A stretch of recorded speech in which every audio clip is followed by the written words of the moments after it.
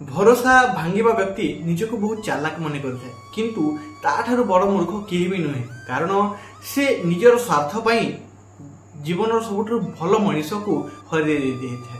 नमस्कार प्रदर्शक बंधु मु अमीय रंजन दास स्वागत जनाऊँ आपण निज चैनल सरल ज्योतिष शिक्षा को।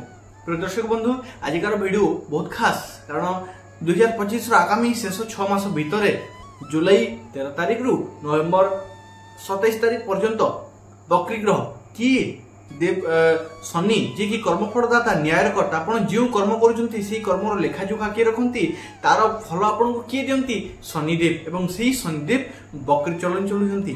हाँ एवं आप जानते शनि बकर दृष्टि किपरि प्रभाव पकई था जीवन में। तेज 2025 मसीहा जो शनि बकरी आसुच्च शनि बकरी आपण फल कौन रही कौन भल कौन खराब सबकि डिटेल्स जाना बिना विलंब करके चलते वीडियो को आरंभ करवा कहूँ आपको खुशी से भल पाइबा से आशीर्वाद दे था वीडियो को गोटे लाइक कर दिंतु चैनल को सब्सक्राइब करके बेल आइकन को ऑन कर दिंतु एवं कमेंट बॉक्स में हृदय खोलिकी पदुटी लिखि दिंतु राधे राधे। चलते बिना विलंब करके वीडियो को आरंभ करवा। प्रिय दर्शक बंधु मकर राशि एवं आपन जानी मकर राशि जीवन में माने लोकों जीवन किसी बड़ परिवर्तन होती 2025 मसीह कि शनि 7.5 समाप्त होती हूँ तो केतेक लोकों जीवन में वर्तमान शनि 7.5 किसी ना कि प्रभाव रोचे।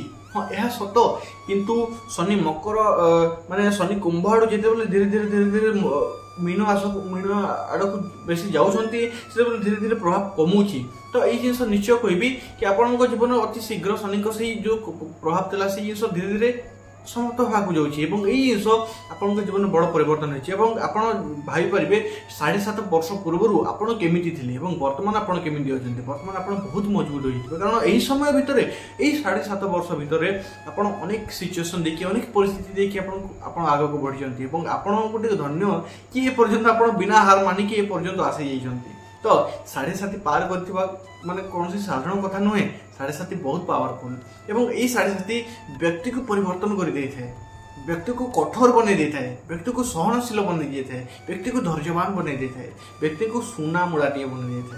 तो यही परिवर्तन आपण हो सारी मकर राशि तृतीय शनि एवं यही शनि कौन कर तृतीय शनि रोच शनि किसी समय बक्र चलन चलुंट बकरी चलन आप जानते शनि बकरी केते पावरफुल होता है। तेज शनि बकरी आप जीवन कौन प्रभाव रही विषय जाना तृतीय भाव गोटे परिश्रम भाव पराक्रम भाव आपड़ के सहज सी जिनसर भाव। तो गोटे कथा कहबी तृतीय भाव जो कर्मफलदाता जी आपको एक्टिव रखापी चेष्टा करती आलस्य ठार दूरे रखापी चेष्टा करती से ग्रह तृतीय भाव में पराक्रम भाव रोचती कौन फल मिल आपण को समय गोटे जिन कह आप जीवन में भाग दौड़ गुड़ किसी ना कि बढ़ ट्रेवलिंग बढ़ छोट छोट यात्रा बढ़ कि ना कौन रिजन आपन को मिल पारे जाना आना ट्रेवलिंग करने। तो यही समय आप जीवन में भाग दौड़ गुड़ बढ़ कि ना कि लंग ट्रेवल भी रही जहाँ जो देखा पाँच जन्म स्थान रु किसी दूर जगह को भ्रमण करने काम जावाई पड़ पारे तेणुक प्रस्तुत रखु निजक। हाँ यही समय टी थकान अधिक भाग दौड़ टी थकान बढ़ी रही पारे टी दुर्बलता देखा पारे। तो दर्शक बंधु शनि तृतीय रोचंती यही समय आप देखिए खतरा काम गुड़िक प्रति आप मन बढ़ माने जो जिनस डेंजरियस काम माने टिके रिक्स नेवा वाली काम गुड़िक आपण मन भारी इच्छा हे ये कम को मुझे थे कर देखे केमी हम माने आपण को जोश आसो थे माने रिक्स नहीं तो क्या लिया। तो ये थिंकिंग आपण माइंड को आसो प्रत्येक चेष्टा करेंगे प्रत्येक खतरा काम गुड़ रिक्स काम गुड़ आप रिक्स नहीं काम करने चेष्टा करेंगे भर आप जिन गुड़िक आसो शनि तृतीय आपण भितर से जिनस भरीदे आपण भर एक्टिवनेस आपण देखिए खाली समय भी आप बसिक रही पारे ना आपड़ सेपरी स्वभाव होइबे कि खाली समय बहुत आप सेमती हटती ये समय आपको शनि परिवर्तन कर सारी कि ये समय आउ किसी देखिए आप खाली बसबे ना कौन ना कौन किसी ना कि तो जदि अति खाली बस घर ना घर रही किसी ना कि कम करेंगे किंतु खाली बसबे ना किसी ना कि करुवे यहीपरि आप मनोभाव रही शनि दृष्टि रोचे भाग्य भाव को। तो आध्यात्मिक लाइन द्वादश भाव को रोचे परोपकारी भावना आसो माने पर दुख दुख हो पर जदि माने ଆପଣଙ୍କ ଜୀବନରେ ଯେତେ ଦୁଃଖ ଆସିଲା ଆପଣ ସହି ଯାଉଥିବେ, କିନ୍ତୁ ଆପଣଙ୍କ ସାମ୍ନାରେ କିଏ ଯଦି କାନ୍ଦିଲା ନା, କିଏ ଯଦି ଦୁଃଖ ଅନୁଭବ କଲା, ଆପଣ ତା ଦୁଃଖରେ ପୁରା ମାନେ ଦୁଃଖୀ, ସେ ତା ଦୁଃଖରେ ଆପଣ ପୁରା ଭରି ହେଇଯିବେ। ହୁଏତ ବେଲେ ବେଲେ ଆପଣଙ୍କ ସାମ୍ନାରେ କିଏ କାନ୍ଦିଲା ଆପଣ ବି କାନ୍ଦି ପକେଇବେ, ଆପଣ ସେତିକି ଭରି ହେଇଯିବେ, ଆପଣଙ୍କ ଭିତରେ ସେଇ ଜିନିଷ ଆସିବ।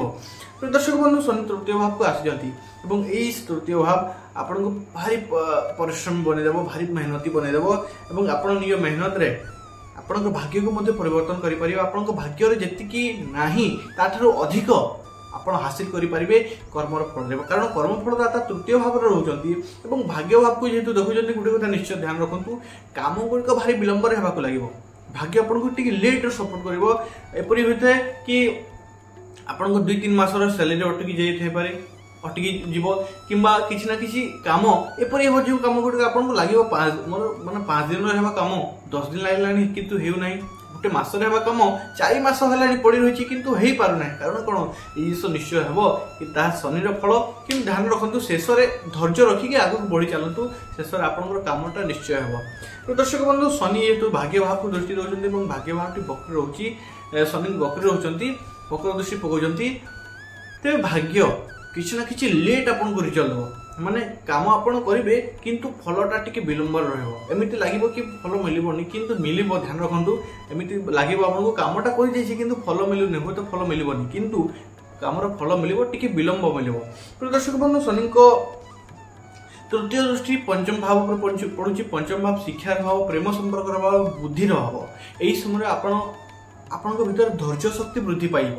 ଆପଣ ପ୍ରତ୍ୟେକ ଗୋଟେ କାମକୁ ଲଙ୍ଗ ଟାଇମ୍ ପର୍ଯ୍ୟନ୍ତ ସେହି କାପାସିଟିରେ, ସେହି ଜୋସ୍ରେ କରିବା ପାଇଁ ଆପଣ ମଜବୁତ ହୋଇଯିବେ।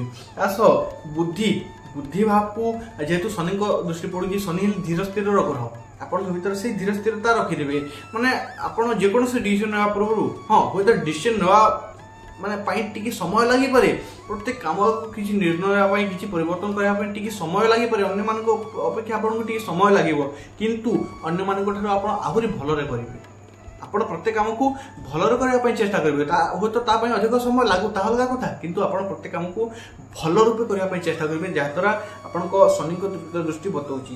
ଏବଂ ତୃତୀୟ ଦୃଷ୍ଟି विद्यार्थी शिक्षार्थी मानक कहीदिए गोटे कथा यही समय शनि तृतीय भाव रही जेहेतु दृष्टि पकाउछन्ती परिश्रम आपन को भारी करबा को पड़िबो अधिक रु अधिक करबा पड़िबो होय तो आपन मन रे भारी जागृत हेबो भाव जागृत हेबो कि आज पाठटी काली पड़ो आज मुंड दर्द होची काली पेट पेन होची परदिन बॉडी पेन होची एमती किछि ना किछि झंझट आपन को मनोभाव को थिंकिंग आसीबो किछि ना किछि बहाना सुझिबो किंतु ध्यान रखंतु से बहाना को साइड रखी की पढ़ी चलंतु नचेत अच्छा प्रत्येक ग्रह प्रत्येक समय किछि ना किछि कहया पई चाहंती ज्योतिष कोन होते ज्योतिष शास्त्र को ज्योतिष शास्त्र गोटे लैंग्वेज गोटे भाषा अटे माने जेमरि अन्य भाषा अटे से ज्योतिष मध्ये गोटे भाषा अटे प्रकृति जेमिति हमकु किछि ना किछि कहया पई चाहे हम बुझिले ता हम पई लाभदायक रहितै से ग्रह माने मध्ये हमकु किछि ना किछि कहया पई चाहिथांती एवं जहा हम बुझिले ता हम बुझी के आगु बढ़िले हम जीवन ही सरल हो जाए सेही परि ज्योतिष ही भाषा अटे ग्रह मानक कथा को बुझी के आपन को बुझेबार भाषा अटे ज्योतिष। तो प्रिय दर्शक बंधु एही समय रे शनि ग्रह आपको कौन कहना चाहते विद्यार्थी शिक्षार्थी मैंने कर्म कर चाल तू जब अलस्य हेबू तो परवर्ती समय भारी माने गड़बड़ी स्थिति में पकेबी तेणुक ध्यान रखु विद्यार्थी शिक्षार्थी मैंने मजबूत हूँ पढ़ा ठारू भागंतु ना यही समय हूँ तो अधिक परिश्रम करने को पड़ पारे काम अधिक करेंगे किंतु फल किसी कम रिजल्ट मिल पारे काम अधिक करेंगे मेहनत करेंगे किंतु रिजल्ट आसला बेले कम आसपे कि ध्यान रखु पछ घुंचा दिंतु ना से नॉलेज परवर्ती समय अधिक आपको काम देव।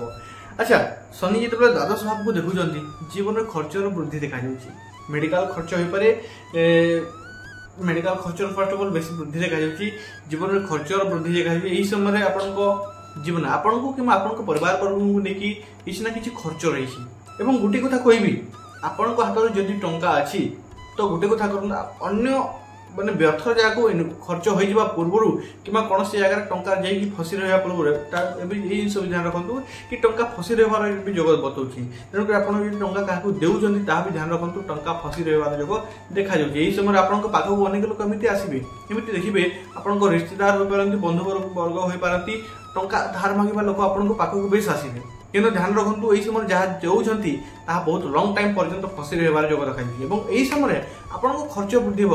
ଟଙ୍କା ଯେଉଁ ଅଛି ନା ଟଙ୍କା କୌଣସି ଜାଗା ଚାଲିଯିବାର ଯୋଗ ବତାଉଛି। ତେଣୁକରି ଗୋଟିଏ ଉପାୟ ବେଷ୍ଟ ରୂପରେ କରନ୍ତୁ, ଟଙ୍କା ଅନ୍ୟ ଜାଗାକୁ ଯାଇକି ଫସି ରହିବା ପୂର୍ବରୁ ସେଇ ଟଙ୍କାକୁ ଫିକ୍ସ ଡିପୋଜିଟ୍ କରିଦିଅନ୍ତୁ କିମ୍ବା କିଛି ଜମି କିଣି ନିଅନ୍ତୁ, କିଛି ସୁନା କିଣି ନିଅନ୍ତୁ, କିଛି ନା କିଛି ସାଇତିକି ରଖନ୍ତୁ, ହାତରେ ରଖନ୍ତୁ ନାହିଁ। ହାତରେ ରଖିଲେ ଖର୍ଚ୍ଚ ନିଶ୍ଚିତ ରୂପରେ କୌଣସି ନା କୌଣସି ଜାଗାକୁ ସେଇ ଟଙ୍କାଟି ଚାଲିବ ଆପଣ ବି ଜାଣିପାରିବେ ନାହିଁ।